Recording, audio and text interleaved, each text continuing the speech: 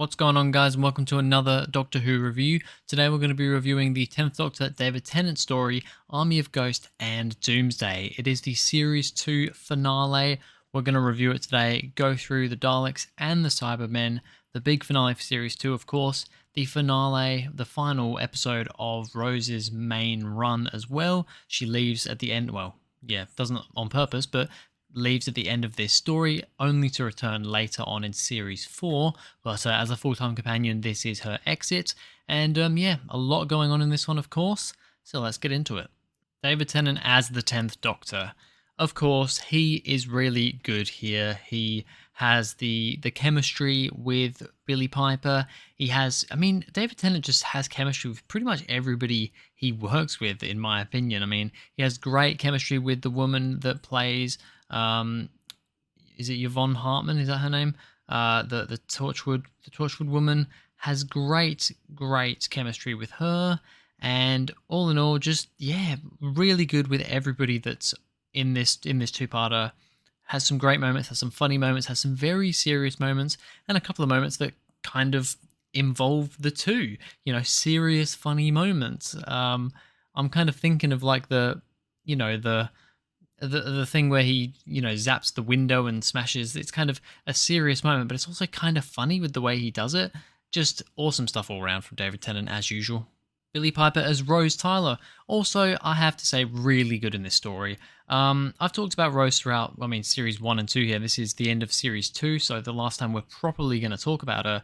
And on the most part, I've always quite liked Rose. She's not my favourite companion. Of course, she's the companion that kind of started Doctor Who for me. I can never remember whether I saw like Series 1 or whether I might have seen a couple of classic stories before that, but really she was the first companion that I got to know in Doctor Who properly. And I do quite like her. She's not my favourite, but yeah, she is a good companion, and Billie Piper does a great job with the acting in this one. Once again, plenty of good moments, emotional moments as well, of course, at the end. She does it all very, very well. Right, so time to get on to some points about this one. Starting off with Army of Ghosts. Ghosts appear at the same time every day. So yeah, the Doctor and Rose land back on Earth. They find Jackie, and it turns out that ghosts are appearing at every. I don't know if it's just once a day at an exact time, or if there's just certain times, multiple times in a day, where they have these ghost shifts where ghosts appear for a little while and then they disappear, and everybody just assumes and thinks that these are kind of real people from their past. So Jackie thinks that it's, I think, her dad, Rose's granddad.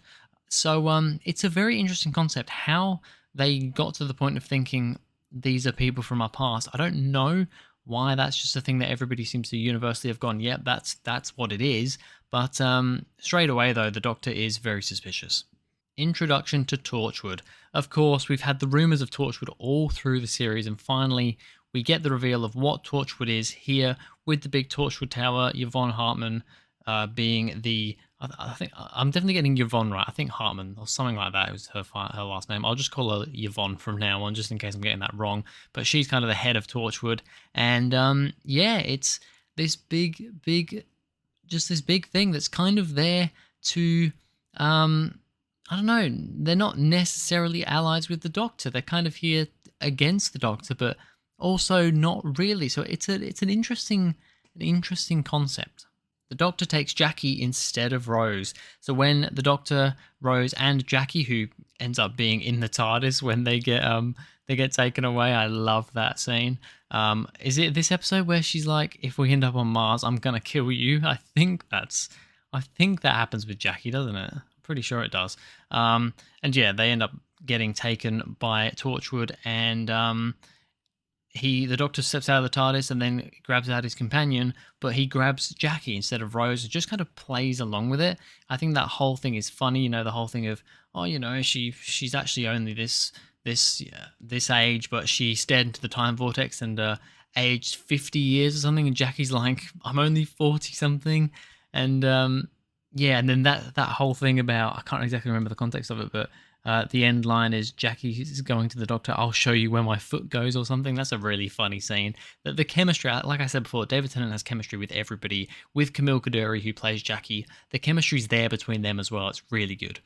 The sphere is a void ship that exists between dimensions. So yeah, the Doctor sees this void ship. He doesn't know what's going on with it, but he knows that it's a void ship and it's between dimensions, but he doesn't know who is in it or anything like that. He's very confused by it. Looking back on it now that we know what it is, you look back on it and go, well, clearly how the Doctor doesn't realize it's a Dalek ball. I mean, I guess in the past, Daleks haven't been that color, and only recently have they been that color. And he's only seen them 2, maybe 3 times if the Time War they were the same color. So maybe he wouldn't necessarily put it 2 and 2 together, but you'd think it's a bit obvious. Looking at it now, yeah, it is very obvious.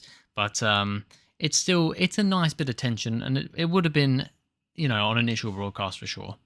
Mickey is back. Yes, Mickey Smith returns. Of course, he got left behind in the Cyberman 2-parter earlier in the series. He's now back. He's managed to come through to this from the parallel world back here again. Somehow, we figure that out later. And yeah, he's here in Torchwood. So awesome to see Mickey back. I love that whole scene. Yeah, really, really good. The Cybermen came through the rift. So we eventually figure out that these ghosts are not ghosts of previous humans, previous family members or whatever to people. They are in fact Cybermen, and they managed to get through the rift, which is this kind of gate, sort of doorway between parallel worlds. They've actually come over from the parallel world into our world, and I think that was a pretty cool, interesting way of explaining how these Cybermen, how they're the same Cybermen from the previous story, because of course at the end of that story there were still Cybermen around. That was kind of what Mickey's thing was, to go out and, get rid of these Cybermen from around the world. But some of them have managed to get through this void and were now in our world. And finally, the big cliffhanger reveal at the end of Army of Ghosts. There are Daleks in the sphere, which, like I said, now it seems obvious.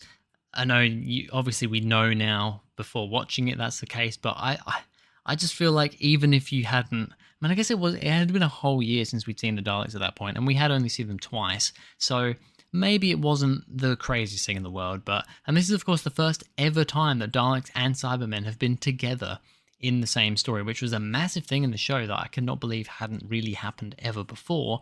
But of course, yep, Daleks come out of the sphere. That is the big reveal. Now on to Doomsday, the actual final episode of Series 2. The Daleks meeting the Cybermen. This is one of my favourite scenes and one of the most memed scenes in all of Doctor Who. If anybody's seen, I think it's called The Bitch Fight of Canary Wharf on YouTube, it is hilarious, where they kind of dub over that whole thing between the Daleks and the Cybermen, them kind of bitching between each other. In the episode, they are still bitching quite a lot, not like they are in that video, but it is still very bitchy, how they're like, we won't say who we are, Cybermen don't give in to the Daleks. And then the Daleks are like, you've said that you're the Cybermen, and then the Cybermen are like, yeah, well, we can tell that you're the Daleks, and it just becomes a really funny little thing, really. It's just, and the whole thing of there's only one thing that the Cybermen are better at than the Daleks. You are better at dying. Great, savage stuff, nail-biting stuff from the Daleks and the Cybermen. Yvonne is turned into a Cyberman. Now, this is a pretty big thing. Yeah, Yvonne gets turned into a Cyberman. I love how she goes in there, still saying, I do this for Queen and Country, and she's so loyal, and, fighting to the end there, and, really giving it everything. And yeah, she gets turned into a Cyberman, and we actually see her as a Cyberman later on. Her brain obviously hasn't been completely turned, and she actually kills some of the Cybermen as a Cyberman herself. But I love that they actually went through with that, and in the end, pretty sure she did die as a Cyberman. And even if she didn't die, she was a Cyberman. She is no longer a human. She can't be turned back. So I love that they did that. I know she's only a character we've met in this 2-parter, but to actually go through and do that, I think is a pretty big thing. Jake and Pete can hop between worlds. So we find out that, and that's how Mickey got to this world as well. They have these kind of teleporter rift jump things, and they press them and can jump between the two worlds, between the parallel world and our world. And Jake and Pete, so Jake being the guy who was with Mickey, of course, at the end of the Cyberman story, and Pete being Rose's dad from the parallel universe, they show up to kind of help out. And yeah, we have this whole scene of the Doctor going back to the parallel world and all this sort of stuff. And I love the whole thing of, yes, they have these things, they've got to wait for them to recharge, so they can't just instantly jump back to another place. But also, every time they do that, it rips a hole in the rift, or rips a hole in the universe. It's basically destroying one of these universes or both of these universes. Like, if they keep using this, they're just going to destroy everything. The Cult of Skaro. So that is the Daleks. Of course, we only have 4 Daleks at the start of the story anyway. The Black Dalek of Dalek Sec. Then we have, can I remember all of them? Dalek Thay, Dalek Jasp, and Dalek Khan. Yes, I remembered all the names. And they are the Cult of Skaro, which is something that the Doctor had apparently heard of before, but he thought it was just kind of a myth or a legend, but they're actually real. And I think it was really cool to do that in this story, to have this new, completely separate thing of Daleks, and to have the, the Black Dalek instead. Cool visual, really awesome. These Daleks literally have like little name things under their, kind of like on their collars, I guess you could call them. Really cool. I think having the Cult of Skaro was such a cool addition to the Dalek lore. Mickey touched the Genesis Arc. So the Daleks came out of the sphere with this Genesis Arc thing, which turns out to be of Time Lord technology, and it was used to store Daleks in, to, just pack them away. It's bigger on the inside. I think that was pretty cool, although why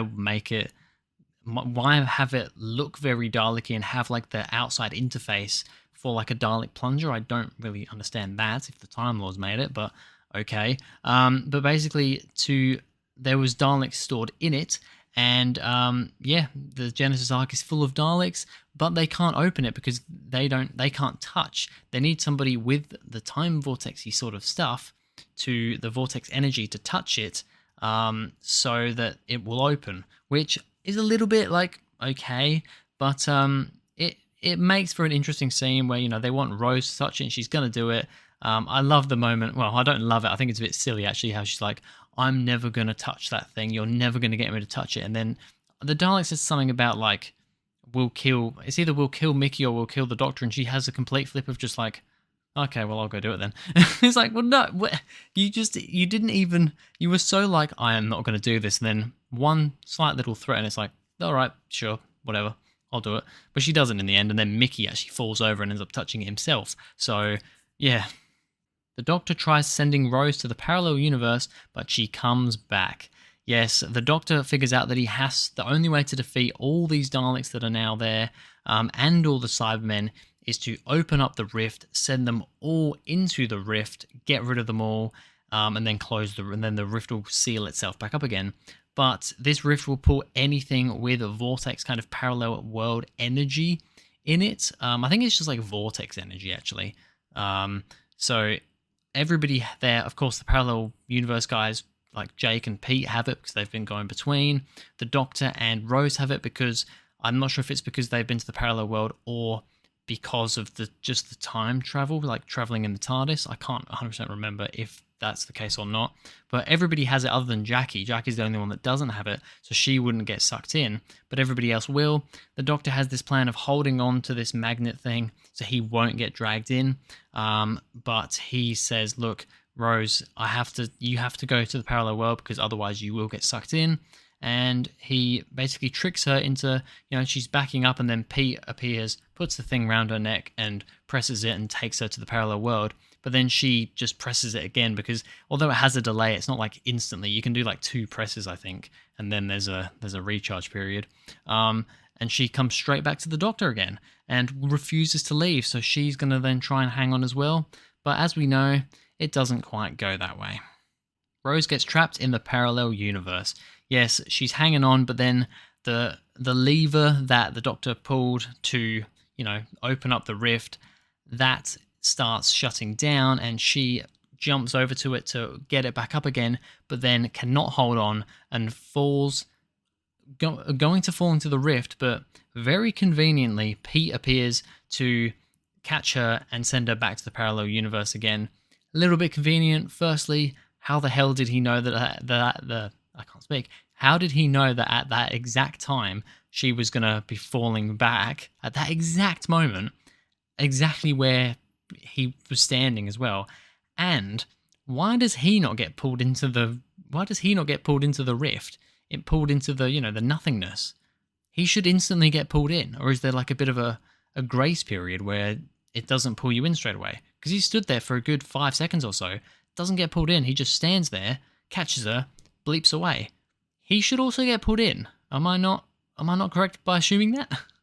Then, of course, the final point is the goodbye at Bad Wolf Bay. It is a very sad moment where the Doctor has a hologram of himself, kind of, he's burning up a sun to say goodbye, which is a crazy line. Of course, people have mixed opinions on that whole thing and just the whole Dr. Rose thing in general. But yeah, they have the goodbye. It's a very emotional moment. The Doctor's line at the end, and I suppose, if I have one last chance to say it, Rose Tyler, was he going to say I love you? I don't know. That's what I think they were going for. And that's what I think they were trying to say. I don't really love that. I've never loved the whole Dr. Rose love thing. I will be honest. I don't think it hurts me as much as it does some people, but saying he loves her and that whole thing, I think that's not, I can't really get on board with that. So I'm glad it wasn't actually said, but I'm pretty sure that is what he said. It just got cut off. So I don't know how I feel about that, but even so, with everything else, that ending, it makes me tear up. It honestly does. So there we go, a longer video here because it is a finale, a 2-part finale, a lot to go through. So let's just get to the end of this one. A rating out of 10 for Army of Ghosts and Doomsday. I'm going to give it a 9 out of 10. It is not a 10 out of 10 for me. It is not the perfect finale. It's probably I think I maybe prefer it. Well, I mean, I haven't got to Series 3 finale yet, but maybe as a whole, I prefer it to that one. Although, yeah, it's difficult for me, but I definitely prefer Series 1 and I definitely prefer Series 4. This one's good. I love having the Daleks and the Cybermen, but there are a few little bits here and there that don't quite work. They're a bit too convenient in some things. And yeah, there are just parts of it that I don't love, but as a whole, though, it's a very emotional story. It's a good end, I think, for Rose's character. And yeah, it's a 9 out of 10 for Army of Ghosts and Doomsday. But anyway, that's going to be it for this video, guys. Thank you very much for watching. If you enjoyed, please go ahead, like and subscribe, and I'll see you guys in the next video.